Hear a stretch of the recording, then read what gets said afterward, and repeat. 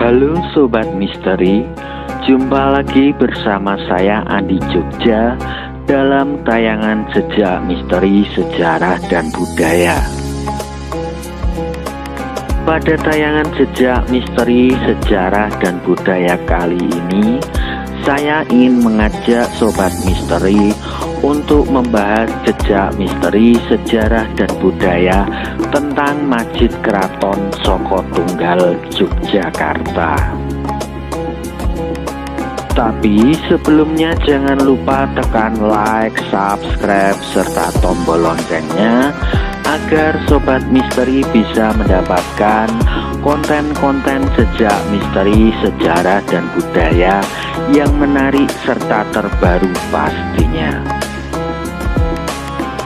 Sebagai kerajaan Islam yang memiliki sejarah cukup panjang, Keraton Kasultanan Mataram Ngayogyakarta Hadiningrat pun juga memiliki beberapa peninggalan masjid yang tersebar di berbagai daerah yang ada di Yogyakarta.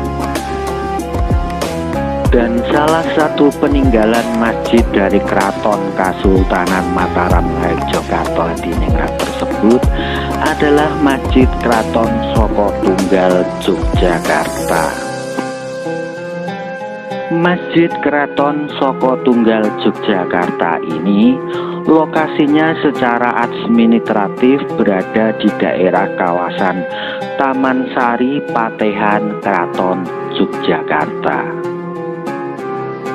Masjid Keraton Saka Tunggal ini letaknya tepat berada di depan pintu masuk objek wisata Taman Sari Yogyakarta atau berada di dalam kawasan Jero Beteng Keraton Kasultanan Mataram Ngayogyakarta Hadiningrat.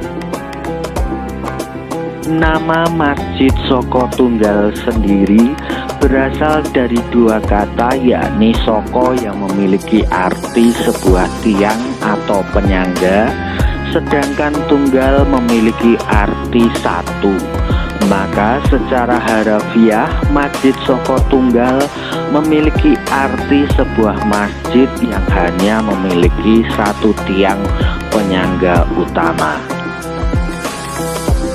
Berdasarkan dari prasasti yang ada, Masjid Saka Tunggal ini diresmikan pada hari Rabu Pon tanggal 28 Februari tahun 1973 oleh Sri Sultan Hamengkubuwono yang ke-9. Masjid Saka Tunggal ini selesai dibangun pada hari Jumat Pon tanggal 21 Recep tahun B dan ditandai dengan Condro Sengkolo yang berbunyi Hanembah terus gunaning jalmo 1392 Hijriah atau 1 September dengan Suryo Sengkolo yang berbunyi Nayono Resi Anggotro Gusti tahun 1972 Masehi. Arsitek perancang bangunan dari Masjid Saka Tunggal ini adalah Raden Ngabei Minto Budoyo yang merupakan seorang arsitek Keraton Kasultanan Mataram Ngayogyakarta Hadiningrat yang terakhir. Desain bangunan Masjid Saka Tunggal ini berbentuk tajuk dengan satu tiang saka guru yang terbuat dari kayu jati tua yang berusia ratusan tahun dengan ukuran 50 cm x 50 cm yang posisinya terletak di tengah ruang utama masjid.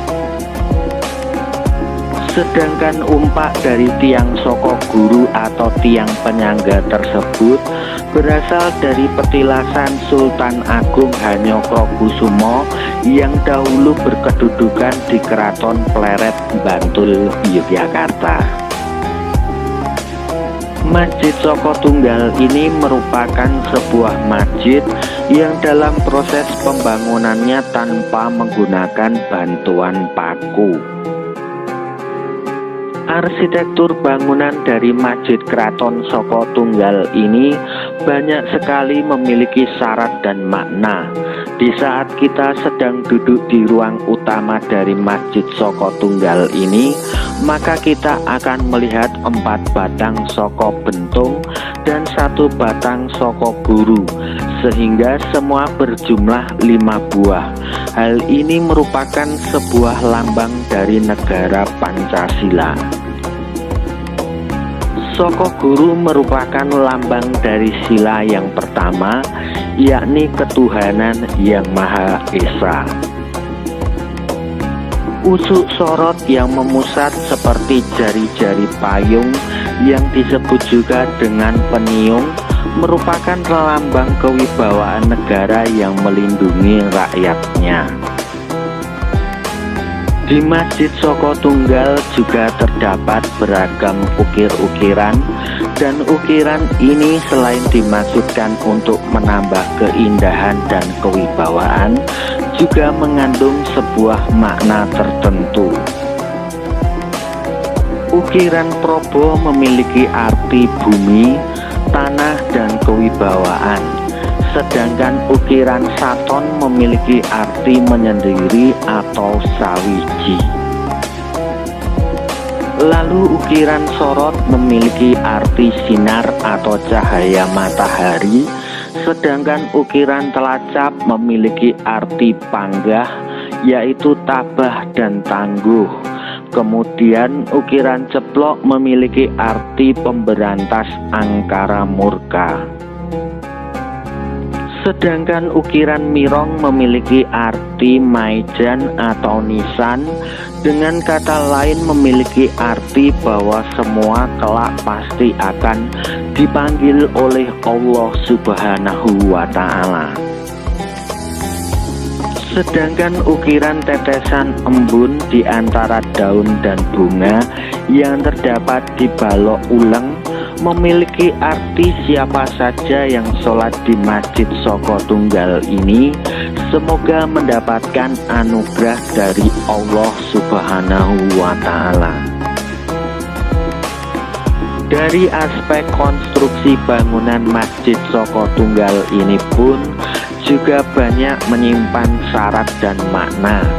Di dalam konstruksi Masjid Soko Tunggal ada bagian yang berbentuk bahu danyang. Dan bahu danyang tersebut melambangkan bahwa orang-orang yang sholat di Masjid Soko Tunggal ini akan menjadi orang yang kuat menghadapi godaan iblis angkara murka yang datang dari 4 penjuru dan 5 pancer.